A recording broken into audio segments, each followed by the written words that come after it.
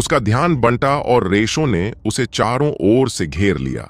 लेकिन तभी प्रकाशमान ज्वाला फूटी और आसमान में उजाला भर गया, रेशों को जलाकर राख कर दिया। Heaven's judgment, tiger's howl, dragon's bellow. Farhan की भाला एक तूफानी स्टॉर्म टाइगर और ड्रैगन ऑफ विंड बन गई। The boundless blade, shark's wrath. Vishal ने अपनी तलवार घुमाई। एक विशाल शार्क ने रेशों को चीर डाला। Golden divide. सौरभ की छवि सैकड़ों में बंट गई। सुनहरी रोशनी से रेशे जल उठे। Dance of the incandescent worm. Baldev के सर्पों ने जलती हुई आभा से रेशों को राख किया। Storm of leaves, void cut. Yogesh की कटारों ने हजारों घाव एक ही क्षण में कर दिए। नेथरवर्ड्स, टोरेंटियल फ्लेम। सौम्या की बौछार में तीरों की बारिश और अग्नि की लपटें फैलीं और रेशे राख हो गए। टीम जेनिथ के सभी सदस्य अब युद्ध भूमि में थे, मानवता के असली शूरवीर। छाहों ने मिलकर कितनी भी कोशिश कर ली, वे काले तंतुओं को ज्यादा देर तक रोक नहीं पाए। तंतु इतनी तेजी से उत्पन्न हो रहे थे कि अगर वे उन्हें रोकने की कोशिश करते रहते तो जल्दी ही उनकी सारी जीन एनर्जी खत्म हो जाती। पीछे हटो, सौम्या ने चिल्लाकर कहा। शिकारियों को यह अंदाजा नहीं था कि ये तंतु कितनी दूर से उन्हें निशाना बना सकते हैं, लेकिन पीछे हटना फिलहाल सबसे सुरक्षित विकल्प था। ये काले तंतु किसी दुश्मन की तरह नहीं, बल्कि पूरे क्षेत्र के लिए एक आपदा की तरह थे। जैसे ही रेणुका नगर की सेना को होश आया, चारों प्राइम रेसेस के नेता और योगेश तुरंत ही सैनिकों की निकासी का नेतृत्व करने लगे। टीम जेनिथ के सदस्य और चारों प्रधान नेता पीछे रह गए ताकि बाकी सभी सैनिक सुरक्षित निकल सकें और पीछे से तंतुओं से लड़ते रहे। वे सभी लगभग बराबर ताकत वाले थे। बहादुर और बाकी वॉइड कप के शीर्ष 10 प्रतियोगियों में शामिल थे। बिना कोई लिमिट ब्रेकिंग पोशन लिए भी बहादुर, लियाना, हर्षित यादव और प्रकाश चंद्र सभी की ताकत किसी सूरा किंग के बराबर थी। एक साथ मिलकर उन्होंने रेणुका नगर की सेना को सुरक्षित निकलने का पर्याप्त समय दे दिया।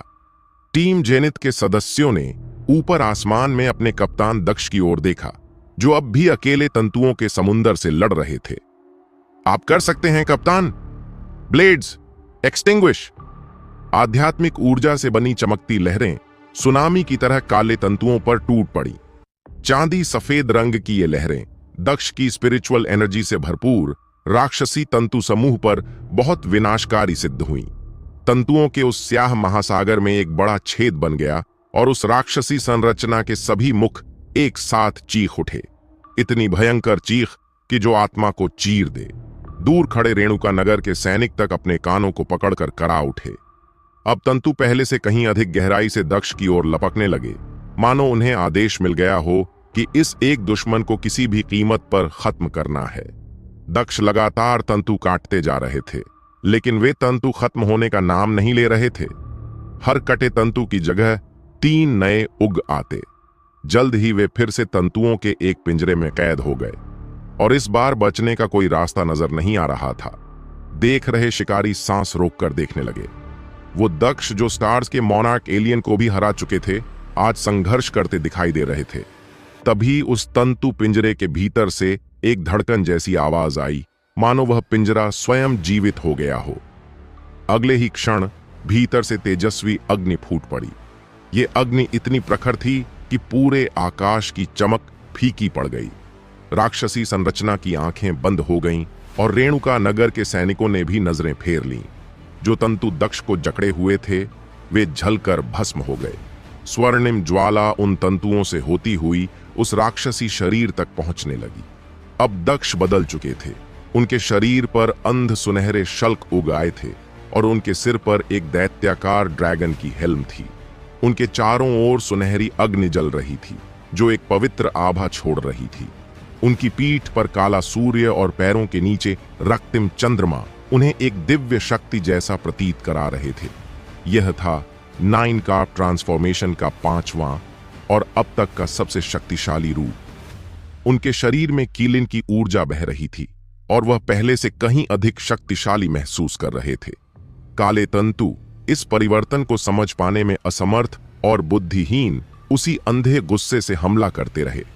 तंतु इतने घने हो गए कि मानो पूरा आकाश ही ढक गया हो।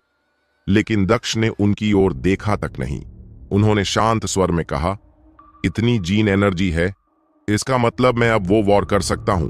9 soul dragonblood, 3rd form, separating earth and sky. Daksh की तलवार ने एक क्षैतिज वॉर किया। अंध सुनहरी जीन एनर्जी की धार सब कुछ भस्म करती गई। ऐसा लगा मानो अंतरिक्ष का शून्य खुल गया हो और उसने उस काले दैत्य को निगल लिया। किंतु काला दैत्य भी हार मानने वाला नहीं था। सैकड़ों तंतु उस अंतरिक्षीय कट से निकलने की कोशिश करने लगे, पर व्यर्थ। जैसे ही दक्ष मुड़े, वह शून्य बंद हो गया, मानो कभी कोई कट हुआ ही नहीं था। अगर जमीन पर तड़पते कटे तंतु न होते तो दक्ष को खुद भी संदेह होता कि यह सब सच था या कोई माया। उसके बाद उन्होंने तलवार एक बार और घुमाई और बाकी बचे तंतु भी राख बनकर बिखर गए। शल्क उनके शरीर से हट गए और दक्ष वापस रेणुका नगर की सेना के पास लौट आए। कुछ क्षण बाद वहां जोश से भरा एक नारा गूंज उठा, दक्ष अमर है, रेणुका नगर अजेय है। दक्ष अमर है, रेणुका नगर अजेय है।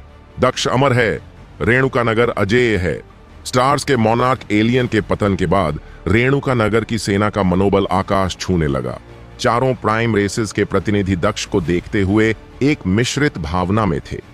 वे अभी भी यह स्वीकार नहीं कर पा रहे थे कि दक्ष ने सच में मोनार्क एलियन को पराजित कर दिया।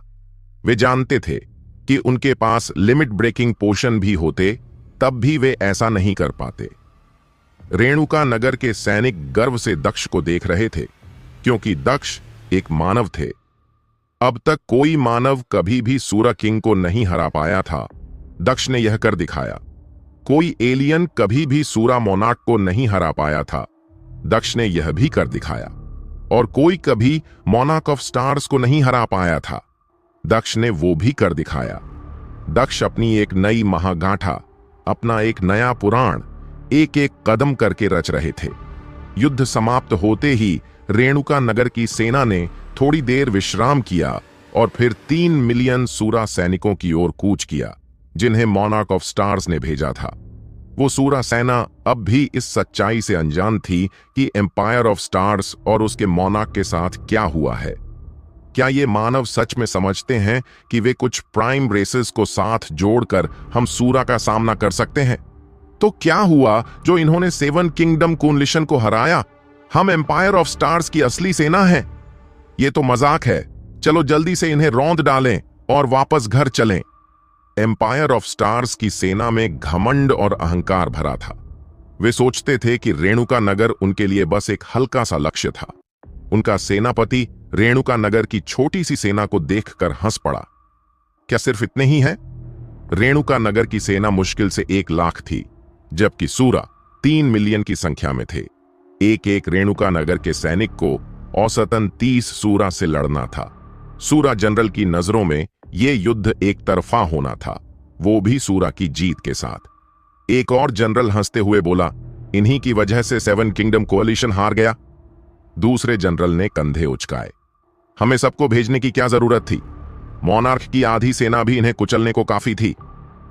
मोनार्क ऑफ स्टार्स तो पगला गया होगा जब उसने सुना कि उसके सारे 9 गॉडसन्स मारे गए। असल में मोनार्क ऑफ स्टार्स अपनी साम्राज्यिक ताकत को बचाना चाहता था। वह चाहता था कि उसके सैनिक उसकी कंपास के लिए बलि न चढ़ें। और अब उनका सेनापति गूंजती आवाज में बोला, सैनिकों, हमला करो, एक भी जीवित न बचे। तारामंडल साम्राज्य की सेना का कमांडर दक्ष एक ऊंची आह लेकर बोला, मैं अब थोड़ा सोने जा रहा हूं। जब काम खत्म हो जाए तो मुझे जगा देना। जल्दी निपटा लो इन्हें, समझे? रेणुका नगर की सेनाएं पहुंचने से पहले ही आकाश में एक बड़े झुंड की तरह पक्षी उड़ने लगे। कुछ सामान्य दर्जे के, कुछ म्यूटेंट एलियन और कुछ सुपीरियर एलियन थे। उनकी संख्या इतनी थी कि सूरज तक छुप गया और पूरा आकाश अंधेरा हो गया। इन पक्षियों में कोई भी बहुत ताकतवर नहीं दिख रहा था, पर हर एक के पंजे में एक छोटी शीशी थी। सेना के एक जनरल ने ऊपर देखकर भौहें तानी। हवाई हमला? उसने कुछ धनुर्धरों को आदेश दिया कि वे इन पक्षियों को मार गिराएं, और कुछ योद्धा भी आकाश में उड़कर उनसे मुकाबला करने लगे। जब पक्षी मरने लगे तो उनकी वह छोटी छोटी शीशियां हवा में फूट गईं और उनमें से निकलने वाला जहर नीचे लड़ाकों पर गिरने लगा। उस समय तक तारामंडल साम्राज्य की सेना को यह अंदाजा नहीं था कि वे कितनी बड़ी विपदा में फंस चुकी है। अधिकांश पक्षी मारे गए, पर वे लड़ाई लड़ने की बजाय बस वहां से गुजर रहे थे। जैसे ही उनकी वह जहरीली शीशियां फूटीं, वे बिखर गए और एक भारी कोहरा सेना पर छा गया। कुछ शीशियों के टूटे हुए कांच के टुकड़े भी जमीन पर गिरे। सूरा जाति की संरचना इतनी मजबूत थी कि उन्हें थोड़ा कांच लगना या जहरीली बूंदें पड़ना कोई खास नुकसान नहीं पहुंचा सकता था।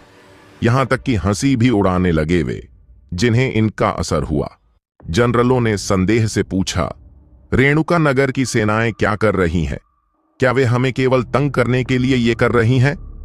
अचानक बीच में खड़ा एक सैनिक जमीन पर गिर पड़ा। उसके शरीर में ऐंठन होने लगी और वह धीरे धीरे घुलने लगा।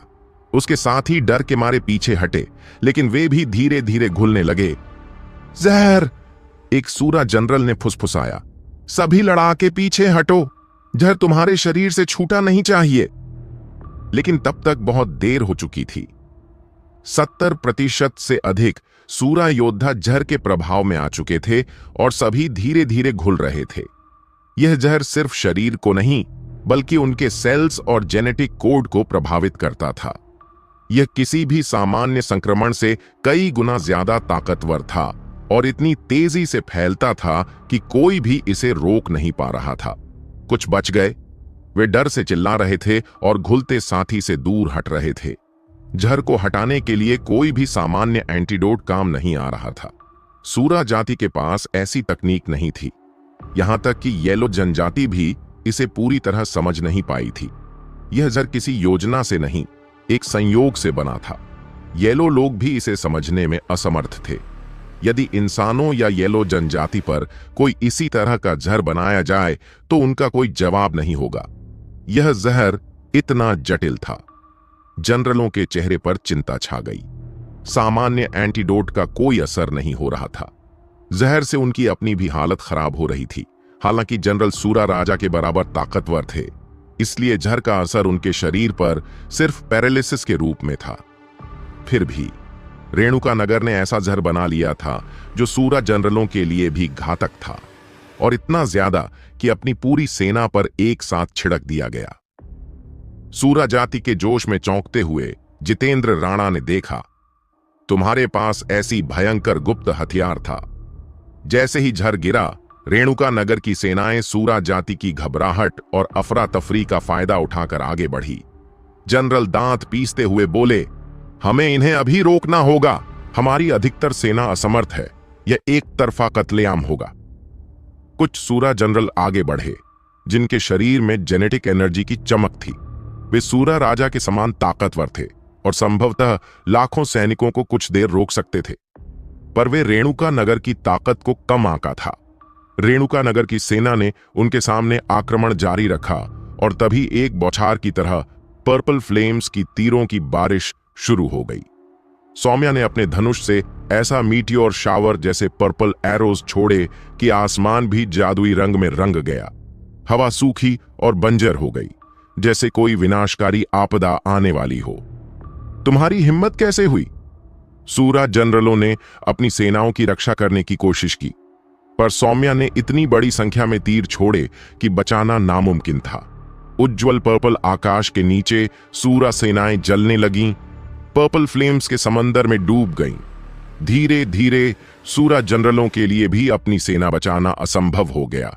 वे टीम जिनित के सामने असहाय थे। नेदरवर्ल्ड्स टोरेंशियल फ्लेम। सौम्या की उंगलियां तेजी से हिल रही थीं और वह एक पूरा मैदान पर्पल फ्लेम्स से ढक रही थी। Heaven's judgement, tiger's howl, dragon's bellow. Farhan की स्पीयर पर हवा का ड्रैगन और तूफानी बाघ का रूप आ गया। The boundless blade, shark's wrath. Vishal ने अपनी बड़ी तलवार से वार किया, जैसे विशाल शार्क ने अपने पूंछ को फेंका हो। Golden scale palm, split. Baldev का एक सुनहरा मुक्का ब्लेड की तरह बढ़ा और सूरा सेनाओं के बीच फटा। Dance of the incandescent worm. Baldev ने कई सांपों को बुलाया जो तेज रोशनी से चमक रहे थे।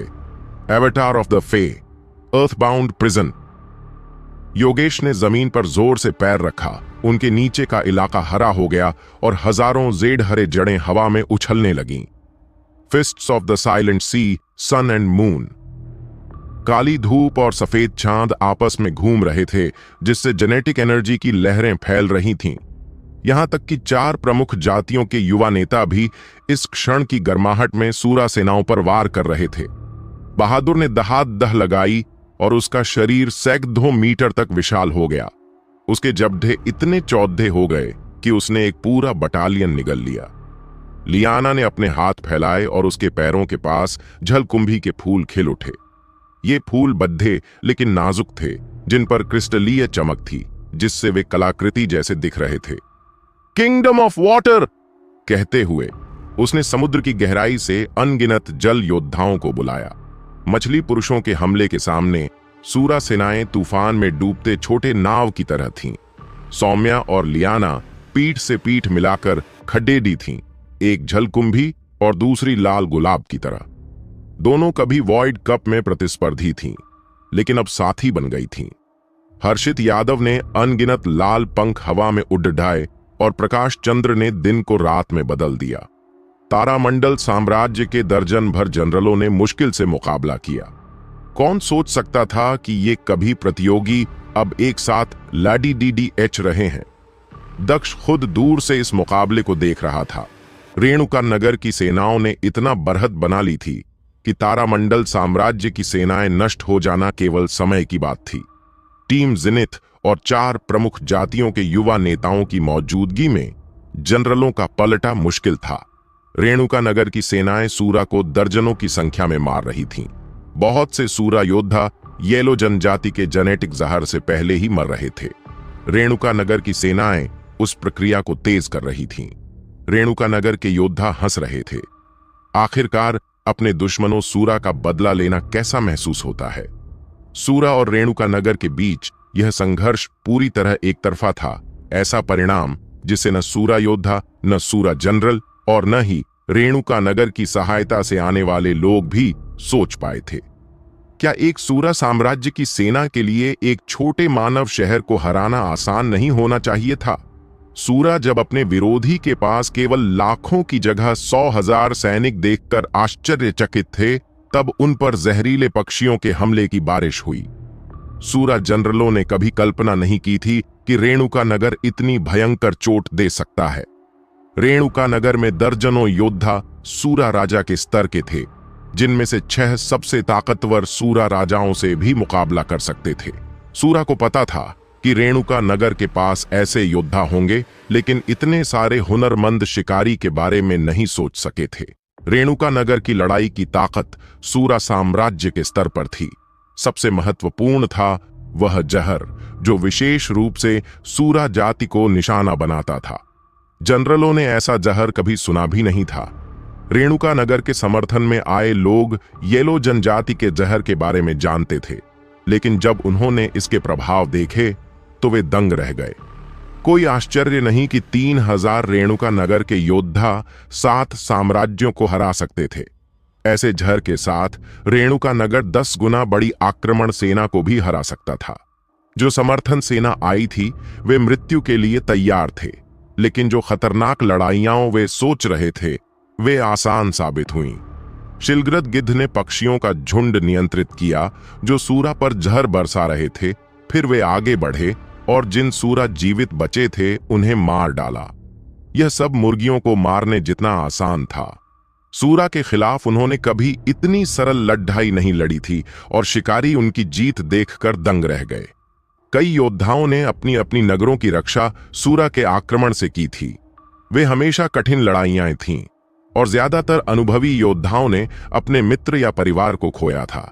यह सूरा के खिलाफ उनकी अब तक की सबसे बड़ी लड़ाई थी, जिसमें उनकी संख्या भी कम थी और सबसे सरल भी।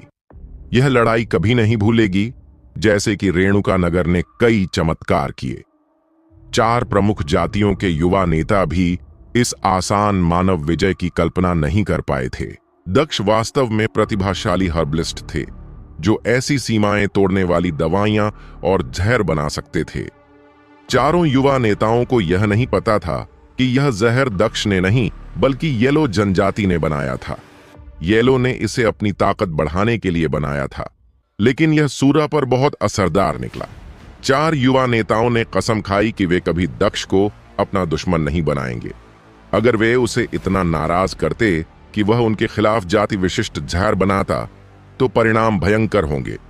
सूरा सेनानायक की आंखें खुली की खुली रह गईं जब उसने देखा कि उसकी सेनाएं सिर्फ एक मानव शहर के सामने ढह रही हैं।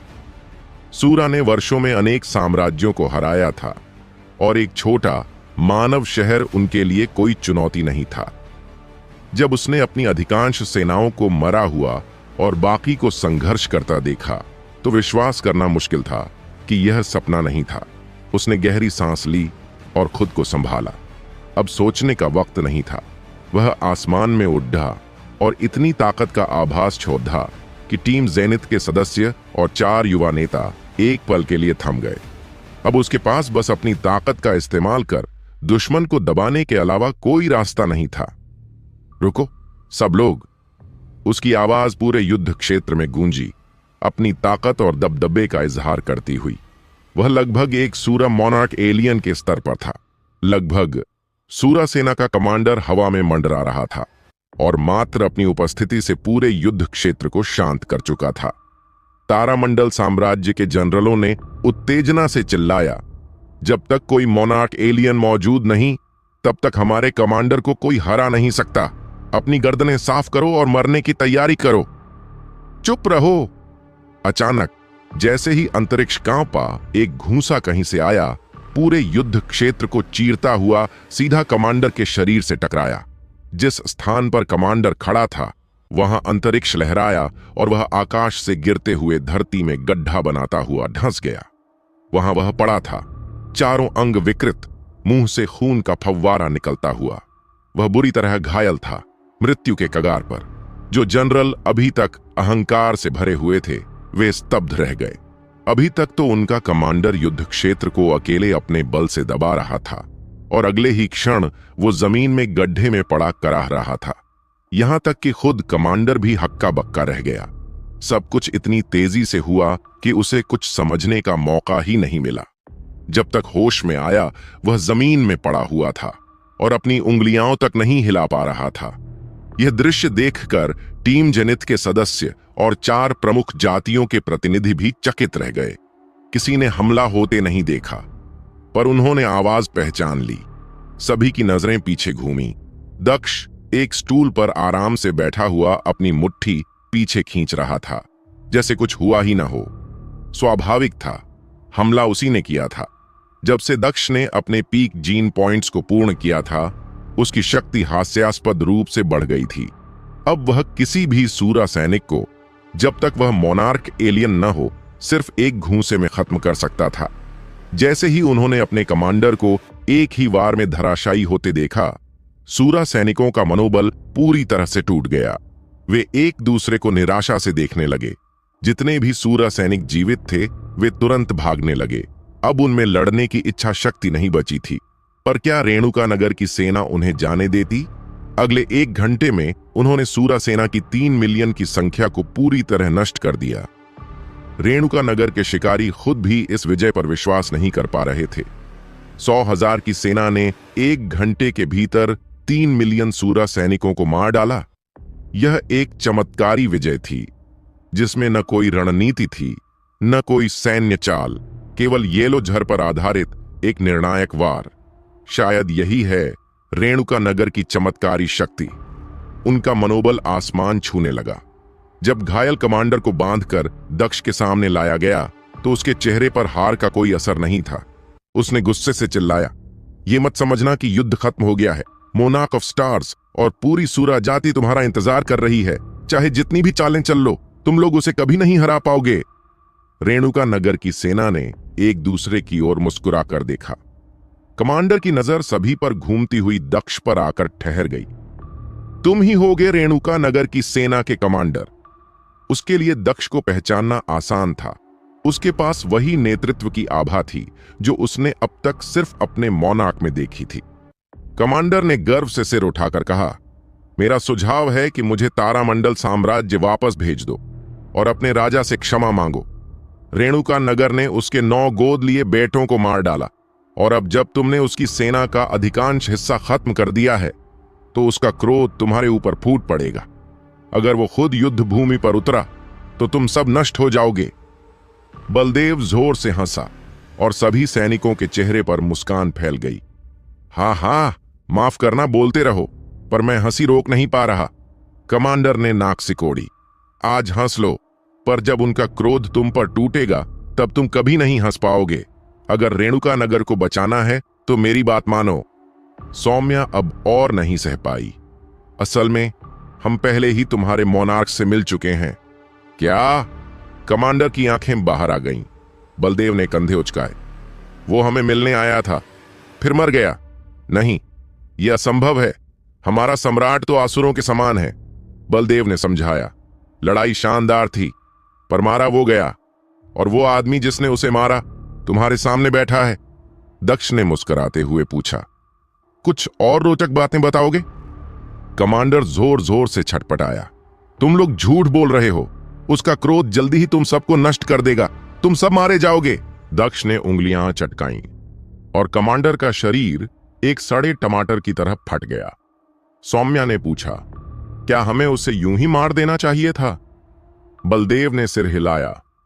उससे कोई काम की जानकारी तो मिली नहीं। दक्ष ने कहा, एक सनकी आदमी को जीवित रखने का कोई मतलब नहीं। असली जानकारी तो हमें तारामंडल साम्राज्य जाकर ही मिलेगी। रात भर विश्राम के बाद रेणुका नगर की सेना फिर से कूच कर गई। वे तारामंडल साम्राज्य की सीमा तक बिना किसी रुकावट पहुंच गए, पर वहां कोई सैनिक नहीं था। जिन नगरों से वे गुजरे वे वीरान थे। रेत के टीले, उजड़ी हुई गलियां और कोई सूरा जीवित नहीं। प्रत्येक नगर जैसे एक ही रात में खंडहर बन गया हो। दक्ष, सौम्या, बलदेव, हर्षित यादव, प्रकाश चंद्र, फरहान, विशाल, सौरभ, योगेश, बहादुर और लियाना, सभी को लगा कि शायद यह कोई युद्ध नीति हो। पर कई दिन बीत जाने के बाद भी कुछ असामान्य नहीं मिला। कुछ गांवों और पहाड़ी क्षेत्रों में सूरा मौजूद थे, पर अधिकांश शहर बिल्कुल खाली हो चुके थे। दक्ष के मन में एक अनचाहा शक उत्पन्न हुआ। क्या ऐसा हो सकता है? सौम्या ने जिज्ञासा से पूछा। कप्तान, क्या आप जानते हैं कि तारामंडल साम्राज्य में ऐसा क्या हुआ? यह वही प्रश्न था जो दक्ष कई दिनों से सोच रहा था। कुछ अंदाजा है। दक्ष ने एक सूरा सैनिक को पकड़कर अपनी मूनलाइट वर्म तकनीक से उसकी यादें निकालीं। इससे उसे पता चला, तबाही से पहले राजधानी के ऊपर का आकाश रक्तवर्ण हो गया था और वहां से एक प्रकाश स्तंभ उठा था। इसका अर्थ था असली जवाब राजधानी में छिपा था। रेणुका नगर की सेना राजधानी की ओर बढ़ी और बिना किसी प्रतिरोध के उसमें प्रवेश कर गई। एक भी सूरा दिखाई नहीं दिया। कोई भी सूरा राजधानी यूं ही नहीं छोड़ता। वहां कम से कम 10 लाख सूरा होते हैं। इतने बड़े स्तर पर पलायन की योजना बनाना ही हफ्तों का कार्य है, और यहां सब कुछ रातों रात हुआ लगता था। पर जो असंभव प्रतीत होता था वह उनकी आंखों के सामने था। जैसे ही रेणुका नगर की सेना महल में घुसी, दक्ष को तारामंडल साम्राज्य के एक बुजुर्ग विरक्त वर्मा सिंहासन पर बैठे मिले। आह, आप सब आ गए। मैं काफी समय से आपकी प्रतीक्षा कर रहा था। ऐसा प्रतीत हो रहा था जैसे वह पहले से जानता था कि दक्ष अंततः यहां पहुंचेगा। टीम जेनिथ के सदस्य युद्ध के लिए तैयार हो गए, लेकिन दक्ष ने उन्हें रोक दिया। विरक्त वर्मा के अंदर कोई युद्ध इच्छा नहीं थी। वह खड़ा हुआ और सिंहासन को थपथपाते हुए बोला, कितना असहज है ये। दक्ष ने भौहें चढ़ाते हुए पूछा, बाकी सब कहां गए? विरक्त वर्मा ने धीरे से उत्तर दिया, जब मुझे पता चला कि आप सीमा पार कर रहे हैं तो मैंने बाकी बचे हुए योद्धाओं और नागरिकों को यहां से हटा दिया। उसे पता था कि तारामंडल सम्राट रेणुका नगर की सेना को रोकने गया है, और अब जब वे यहां पहुंच चुके हैं तो सम्राट की मृत्यु लगभग तय है। मुझे लगता है यह अब स्पष्ट हो चुका है, लेकिन कृपया पुष्टि कर दें, क्या महाराज की मृत्यु हो चुकी है? हां, जैसा मैंने सोचा था। विरक्त वर्मा दुखी होकर लड़खड़ाया। मैं पूछना चाहता हूं आपने ये कैसे किया, लेकिन शायद मुझे नहीं पूछना चाहिए।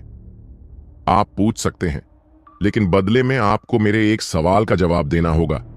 तारामंडल साम्राज्य की यह हालत कैसे हुई? क्या इसके पीछे सम्राट का हाथ था? विरक्त वर्मा ने स्पष्टता से कहा, तारामंडल सम्राट पागल हो चुका था। उसने ताकत पाने के लिए 3 सूर्य साम्राज्यों और अपने आधे साम्राज्य की बलि दे दी, लेकिन सब व्यर्थ गया। दक्ष को भी यही संदेह था। उसने सम्राट के कंपास में अनेक आत्माओं को फंसा देखा था जब उसने उसे अपने ड्रैगन की आंखों से देखा था। अब स्पष्ट था कि ये आत्माएं सूर्य साम्राज्यों के नागरिकों की थीं।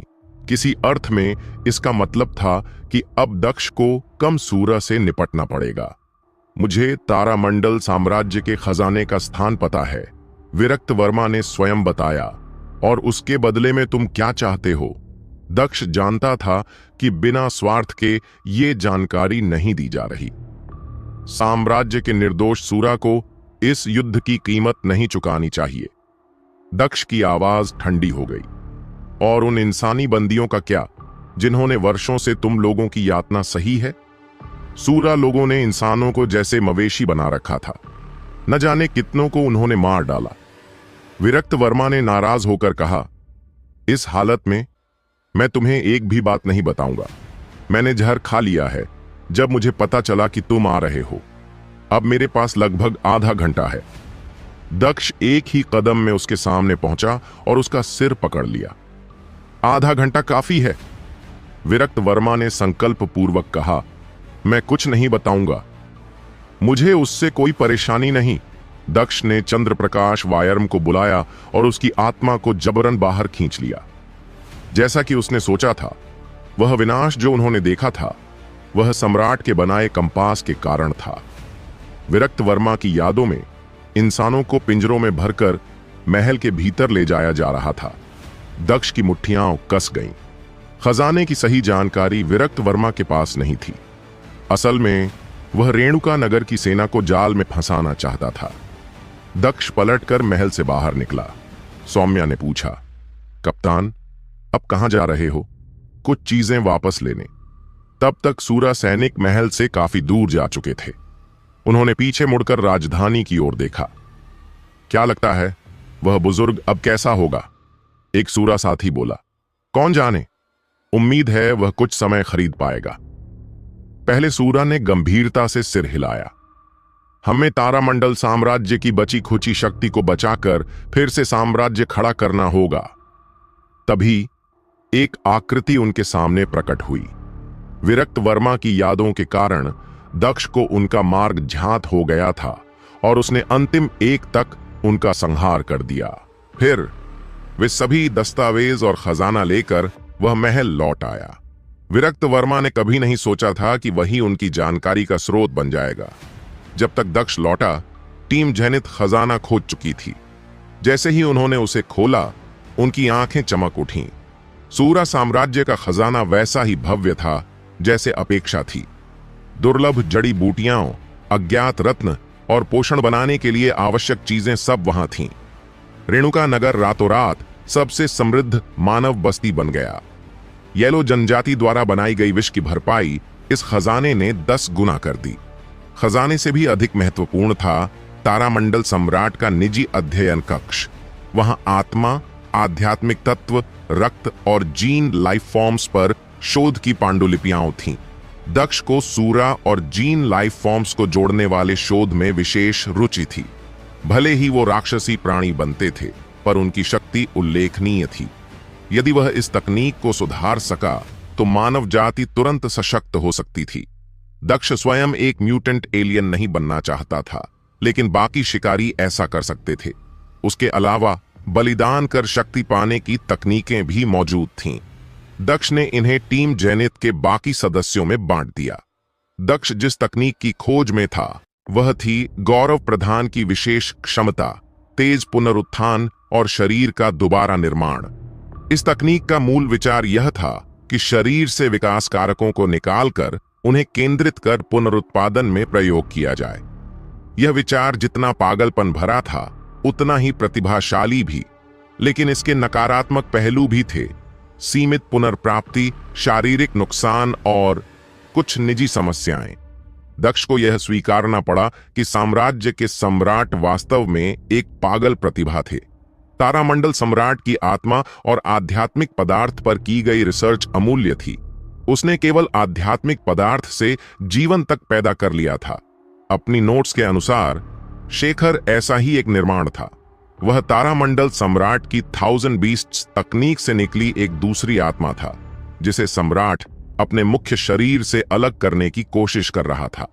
किसी हद तक यह प्रयोग सफल था। तारामंडल सम्राट ने उस आत्मा को अलग निकालकर उसे नया बर्तन दे दिया था, लेकिन यह एक साथ असफल भी था, क्योंकि वह अलग की गई आत्मा सम्राट की नकल नहीं थी।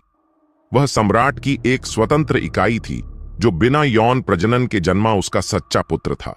दक्ष ने यह परिणाम रेणुका नगर के रिसर्च लैब्स को सौंपने का फैसला किया, उम्मीद करते हुए कि वे इससे कुछ सीख पाएंगे। तारामंडल साम्राज्य के ये रिसर्च मटेरियल करीब 300 साल के शोध समय और भारी निवेश की बचत कर सकते थे। सौम्या ने पुस्तकालय की एक मोटी किताब निकाली। कैप्टन, यह तारामंडल सम्राट ने खुद लिखी आत्मकथा है। बलदेव ने उसे जिज्ञासु निगाहों से देखा। यह आत्ममुग्ध आदमी खुद की आत्मकथा भी लिखता है। फरहान ने भी दिलचस्पी दिखाई। जो भी सफल होता है ऐसा करना चाहता है शायद। योगेश जल्दी से सौम्या के पास जाकर बोला, पढ़ो ना जल्दी। आखिरकार सभी इस दुष्ट सम्राट के जीवन के बारे में जानने के इच्छुक थे। दक्ष मुस्कुराते हुए सिर हिलाया और फिर से सम्राट के अध्ययन में उपयोगी सामग्री खोजने लगा। वह जगह एक विशाल पुस्तकालय जैसी थी और दक्ष जनसंख्या जीवन के बारे में जानकारी खोज रहा था, जो सभी हंटरों के लिए उपयोगी साबित हो सकती थी। तारामंडल साम्राज्य सदियों पुराना था और वहां कहीं आपदाजनक श्रेणी के जीवन के बारे में रिकॉर्ड जरूर होगा। पिछली जिंदगी में उसने सुना था कि दूसरे क्षेत्र में कुछ सूडो डिजास्टर ग्रेड जीवन थे, पर उनकी विशेषताएं और क्षमताएं उसे पता नहीं थीं। अगर वह ये जानकारी तारामंडल सम्राट के खजाने में पा जाता तो उसे डिजास्टर जीन फ्रैगमेंट्स जमा करना बहुत आसान हो जाता। सौम्या ने पढ़ना शुरू किया और दक्ष ध्यान से सुनने लगा। दक्ष ने सम्राट की जीवन कहानी के दौरान ज्यादा ध्यान नहीं दिया था, क्योंकि उसे देखना था कि कहीं सम्राट उसे ध्यान भटकाने की कोशिश तो नहीं कर रहा। कहानी का सार था कि युवा अवस्था में तारामंडल सम्राट को जेनेटिक लाइफ फॉर्म्स और विभिन्न एलियन जातियों के साथ संभोग करना बहुत पसंद था। ऐसे कुछ जीवन इतने मजबूत थे कि सम्राट उनके खिलाफ असफल रहा और वे उसे मारकर चित्त कर देते। यह वास्तव में चमत्कार था कि सम्राट अब तक जिंदा था। एक आम सूरा तो बच नहीं पाता। अपनी कुप्रथा जारी रखने के लिए सम्राट को और भी मजबूत होना पड़ा। जैसे जैसे वह और जेनेटिक लाइफ फॉर्म्स को परास्त करता गया, वह शक्तिशाली होता गया। एक बार उसने संभोग के दौरान एक जेनेटिक लाइफ फॉर्म को गलती से मार दिया। उस जीवन की आत्मा, जो घबराहट, क्रोध और द्वेष से भरी थी, हवा में फैल गई। सम्राट ने उसे अवशोषित किया और उसे ऐसा लगा जैसे उसकी आत्मा उसके साथ मिल गई हो। सम्राट ने इस अनोखे अनुभव को विस्तार से वर्णित किया। इसके बाद की कहानी इतिहास बन गई। जैसे जैसे उसने और आत्माएं निगलीं, वह पागल हो गया, पर साथ ही और मजबूत भी। लगभग ऐसा जैसे वह मॉब्स मारकर अपना लेवल बढ़ा रहा हो, बलदेव ने धीमे से कहा। सम्राट ने अपने क्षेत्र के सबसे शक्तिशाली जेनेटिक लाइफ फॉर्म्स को चुनौती देना शुरू किया। अंत में वह पीक ग्रेड लाइफ फॉर्म्स का शिकारी बन गया। उसकी जिंदगी हमेशा के लिए बदल गई जब वह एक खास जेनेटिक लाइफ फॉर्म से मिला।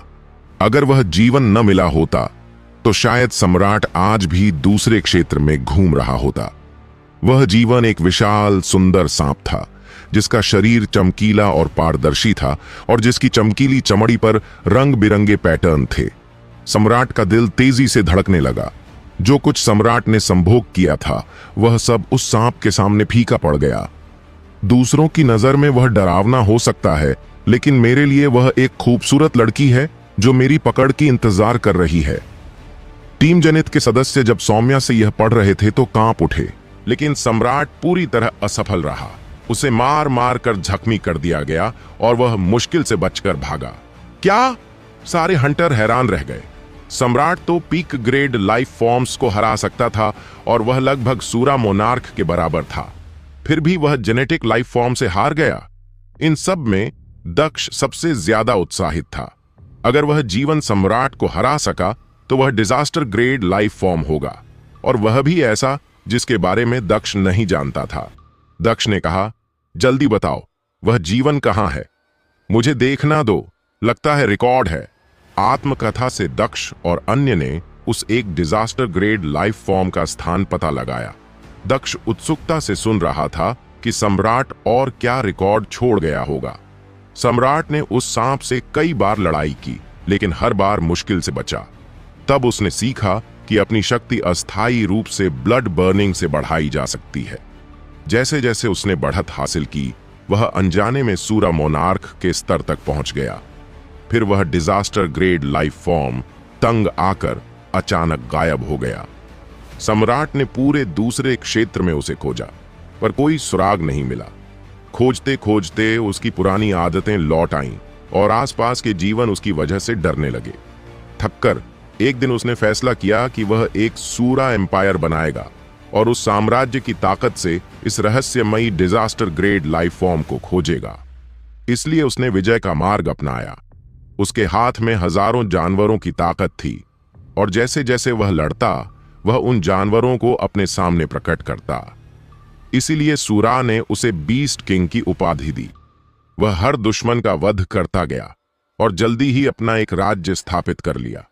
उसके जासूसों को उस सांप के बारे में कोई जानकारी नहीं मिली। असंतुष्ट होकर सम्राट ने और राज्यों को जीतना शुरू किया ताकि अधिक लोग उसके अधीन आ सकें। उसके विस्तार से तारामंडल साम्राज्य बन गया। उस समय बीस्ट किंग ने खुद को मॉनार्क ऑफ स्टार्स का ताज दिया, जो उसके पूरे क्षेत्र पर राज का प्रतीक था। फिर भी वह उस रहस्यमयी सांप की खोज करता रहा। अनेकों जासूसों की मदद से अंततः पता चला कि वह जीवन उसी जगह लौटा है जहां सम्राट ने पहली बार उसे देखा था। युद्ध में पका सम्राट सोचता था कि अब वह उस सांप से लड़ने के लिए पर्याप्त मजबूत है। पूरी उम्मीद के साथ वह गया, लेकिन वापस आते समय मुश्किल से जिंदा था। कई लड़ाइयों में हिस्सा लेने के बावजूद तारामंडल साम्राज्य के सम्राट हरिदक्ष की व्यक्तिगत शक्ति में कोई खास बढ़ोतरी नहीं हुई थी, और वह डिजास्टर एलियन के सामने अभी भी कमजोर ही था। अध्यक्ष दक्ष को लगता था कि यह डिजास्टर एलियन सामान्य डिजास्टर ग्रेड लाइफ फॉर्म से कहीं अधिक शक्तिशाली है। सामान्यतः दूसरे क्षेत्र के डिजास्टर ग्रेड लाइफ फॉर्म्स सूरा मोनार्क्स जितने ताकतवर होते हैं, लेकिन डिजास्टर ग्रेड लाइफ फॉर्म्स शारीरिक हमलों के प्रति काफी अधिक प्रतिरोधक होते हैं, इसलिए उन्हें मारना सामान्यतः कठिन होता है। हालांकि सूरा मोनार्क के कवच का आधा हिस्सा आध्यात्मिक था, और फिर भी डिजास्टर एलियन ने उसे पूरी तरह से पराजित किया। यह दर्शाता था कि वह सामान्य डिजास्टर ग्रेड लाइफ फॉर्म से भी अधिक शक्तिशाली था। तारामंडल साम्राज्य का सम्राट हरिदक्ष हारता हुआ अपने साम्राज्य में लौट आया। कुछ समय आराम करने के बाद उसने फिर से अपने शरीर को मजबूत बनाने पर पूरा ध्यान केंद्रित किया। जब तक वह असुरा के क्षेत्र में नहीं पहुंचता, तब तक वह डिजास्टर ग्रेड लाइफ फॉर्म को परास्त नहीं कर पाएगा। लेकिन साथ ही वह खुद को दिन ब दिन कमजोर होता महसूस कर रहा था।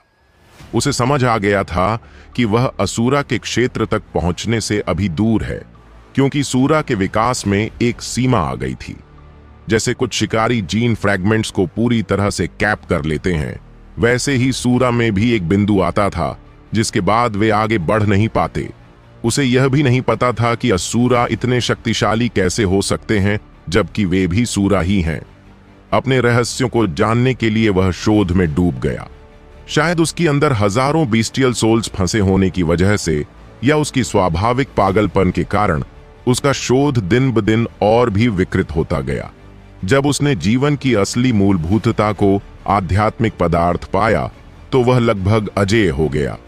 सूरा सम्राट अपना मूल उद्देश्य भूलने लगा। जैसे जैसे वह शोध में और डूबता गया, उसकी मानसिक स्थिति बिगड़ती चली गई। इसी बीच उसने कई गोते लिए। पहली गोदली संतान को उसने अपनी कीमती तलवार ब्लेड ऑफ हेवनली विंड सौंपी, जिससे वह अपने पागलपन से मुक्त हो सके। फिर बाकी गोद लिए बच्चों को उसने अपने शोध के फल दिए ताकि वे उसे आगे बढ़ा सकें।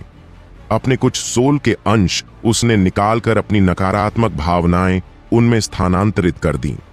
सिद्धांततः उस समय तक सूरा सम्राट को अपने अंदर बंद हजारों बिस्टियल सोल्स के प्रभाव से मुक्त होना चाहिए था, लेकिन हकीकत में उसका पागलपन हड्डियों में समा चुका था और अब वह कभी दूर नहीं हो सकता था। उसके शोध का चरम परिणाम था एक ऐसा कंपस जो आध्यात्मिक पदार्थ से चलता था। उसे विश्वास था कि जैसे ही वह यह कंपस बनाएगा, उसकी ताकत असुरा के बराबर हो जाएगी। इसके लिए वह लाखों आत्माओं की बलि देने को तैयार था। तब तक सूरा सम्राट को एहसास नहीं था कि वह एक निषिद्ध मार्ग पर चल पड़ा है, लेकिन यह बहुत देर हो चुकी थी। उसने लगभग 2 दशक इस रास्ते को तलाशने में बिताए। 3 सूरा साम्राज्यों को टकराव में लाकर तारामंडल साम्राज्य से नष्ट कर दिया, फिर उनके लोगों को अपने कंपस के लिए बलि चढ़ा दिया। सूरा सम्राट इस उद्देश्य में सफल हुआ तब उसकी मुलाकात हरिदक्ष से हुई और वह शीघ्र ही हरिदक्ष के हाथों हार गया। जब सौम्या सूरा सम्राट की आत्मकथा के नवीनतम पन्नों को पलट रही थी, एक नोट गिरा। हरिदक्ष ने उसे उठाया और खुशी से पाया कि उसमें डिजास्टर ग्रेड लाइफ फॉर्म्स और उनके स्थानों की सूची थी। सूरा सम्राट के पहले प्रेमिका को खोजने से पहले तारामंडल साम्राज्य के खोजी दूसरे क्षेत्र के कई हिस्सों की यात्रा कर चुके थे और कई पीक और डिजास्टर ग्रेड लाइफ फॉर्म्स के ठिकानों का पता लगा चुके थे। सूरा सम्राट ने धैर्यपूर्वक अपने खोजियों की सारी रिपोर्ट्स को पढ़ा और यह जानकारी एकत्र की जिसका अब हरिदक्ष लाभ उठाने वाला था। असल में जब सूरा सम्राट ने अपना कंपास बनाया था, तब उसकी ताकत अपनी पहली प्रेमिका को परास्त करने के लिए पर्याप्त थी, लेकिन तब तक उसने उस सर्प के बारे में भूल चुका था। जैसे ही हरिदक्ष सूरा सम्राट की संपदा में गहराई से गोता लगा रहा था, उसी समय जेनिथ डोजो पर छापेमारी हुई। रेणुका नगर और तारामंडल साम्राज्य के बीच हुई लड़ाई की खबर इंटरनेट पर तेजी से फैल गई थी। हालांकि इस लड़ाई के भागीदार अभी भी तारामंडल साम्राज्य की राजधानी में थे और उनकी जीत का कोई समाचार जनता तक नहीं पहुंचा था। इसी कारण से जेनिथ डोजो पर छापेमारी करने वाले हमलावरों ने यही समय चुना। जेनिथ डोजो के आसपास चीनी सेना की सघन गश्त थी, इसलिए हमलावर ज्यादा देर तक छुप नहीं सकते थे। जितना ज्यादा वे इंतजार करते, पकड़े जाने का खतरा उतना ही बढ़ जाता। जैसे ही विस्फोट हुआ, काले वस्त्रधारी हमलावर जेनिथ डोजो में घुसे, लेकिन डोजो पूरी तरह तैयार था। जैसे ही वे अंदर आए, जुनैद अपनी ब्लेड ऑफ हेवनली विंड लेकर तेजी से बढ़ा और एक हमलावर को पल भर में काट डाला। रात ने डोजो को घेर लिया। यामिनी ने नाइटमैरिश स्ट्राइक से हमलावरों को तहस नहस कर दिया। हिमांशु ने काला सूर्य अपने पीछे और सफेद चंद्रमा अपने पैर नीचे दिखाकर गर्जना की और हर हमलावर को धराशायी कर दिया। उनके पीछे ललितेश, संयोगिता और मार्शल सेज हरिदक्ष के एक अनुयायी छाया से बाहर आए और हमलावरों को जैसे जोकर समझकर देखा। यह स्पष्ट था कि उनके छिपे हुए ऑपरेशन की खबर बाहर पहुंच गई थी। जेनिथ डोजो के कर्मचारी पूरी रात हमलावरों पर नजर रखे हुए थे। हरिदक्ष की एकमात्र बहन आध्या थी और वह उसे अपनी जान से भी ज्यादा सुरक्षा देना चाहता था। अमरंग जैसे पागल ने आध्या को अगवा कर हरिदक्ष को नियंत्रण में लेने की योजना बनाई थी। हमलावरों ने नहीं सोचा था कि जेनिथ टीम को हराना इतना कठिन होगा। डोजो के भीतर कई कुशल शिकारी थे जिन्होंने हमलावरों की टीम को आसानी से समाप्त कर दिया। हमलावरों के नेता पूरी तरह से घबराया हुआ था। उसे अभी अभी एक महत्वपूर्ण खबर मिली थी। रेणुका नगर ने तारामंडल साम्राज्य को पराजित कर लिया है, तुरंत वापस हटो। उसकी आंखें फैल गईं और दिमाग ठहर सा गया। रेणुका नगर ने कैसे इतनी कठिन परिस्थिति में जीत हासिल कर ली? उसका विरोधी सूरा साम्राज्य था, सूरा साम्राज्यों में सबसे मजबूत। अब पीछे हटना बहुत देर नहीं था। वे पहले से ही चीनी सैनिकों की एक घेराबंदी में थे। ललितेश और अन्य सैनिकों के बीच हमलावरों ने बिना किसी विरोध के आत्मसमर्पण कर दिया। यह जेनिथ डोजो के वर्तमान की एक मामूली घटना भर थी। इसे हरिदक्ष को बताने तक की जरूरत नहीं समझी गई। हरिदक्ष को सूरा सम्राट की डिजास्टर ग्रेड लाइफ फॉर्म से संबंधित सारी जानकारी इकट्ठा करने में कुछ दिन लगे। इस दौरान रेणुका नगर की सेनाओं ने तारामंडल साम्राज्य की राजधानी पर नियंत्रण कर लिया। सूरा सम्राट की सहायता की वजह से तारामंडल साम्राज्य ने रेणुका नगर की इस बड़ी घुसपैठ का मुकाबला नहीं किया। साथ ही 3 पड़ोसी सूरा राज्यों को बलि चढ़ाए जाने के कारण रेणुका नगर की सेनाओं को पड़ोसी राज्यों से कोई खतरा नहीं था। उन्हें राजधानी और आसपास के शहरों को अच्छे से छानबीन करने का भरपूर समय मिला। राजधानी में सूरा के निवासियों ने जब मारे गए तब बहुत सारी संपत्तियां छोड़ गईं। सोना, हीरे, विशेष खनिज, आध्यात्मिक जड़ी बूटियां और पौधे। ये खनिज और जड़ी बूटियां चट्टानी आत्माओं के लिए बहुत मूल्यवान थीं और इन्हें भाड़े के लिए चट्टानी दैत्य जुटाने में इस्तेमाल किया जा सकता था। साथ ही जड़ी बूटियां येलो जनजाति या लकड़ी की आत्माओं के साथ अदला बदली कर विशेष औषधियां बनाने के काम आती थीं। सूरा सम्राट ने अपनी पूरी एक नगरी खजाने के रूप में छोड़ दी थी। हरिदक्ष और जेनिथ टीम के अन्य सदस्य जो इस खजाने पर काबिज थे, उन्होंने वहां मौजूद शिकारी और सहायता बलों को राजधानी लूटने से रोकने की कोशिश नहीं की। राजधानी के आवासीय इलाकों में ढेर सारी छोटी मोटी वस्तुएं बिखरी हुई थीं। सच कहूं तो हरिदक्ष और टीम को इतनी चीजों में दिलचस्पी नहीं थी, लेकिन वहां मौजूद शिकारी इसे अपनी किस्मत मानकर खोजबीन कर रहे थे। हरिदक्ष ने कुछ भरोसेमंद शिकारी और चट्टानी आत्माओं के नेता को राजधानी में व्यवस्था बनाए रखने और सूरा सम्राट के अध्ययन कक्ष की रक्षा का काम सौंपा। फिर अपनी टीम को खजाने की ओर बढ़ाया, जहां सूरा सम्राट की सबसे मूल्यवान चीजें रखी थीं। वरिष्ठ की मदद से हरिदक्ष को पता था कि यह खजाना कहां है और उसके आसपास क्या क्या जाल लगे हुए हैं। खजाने के अंदर 3 दरवाजे थे, एक सोने का, एक चांदी का और एक रत्नों से जड़ा हुआ। चांदी का दरवाजा पहले ही खुल चुका था।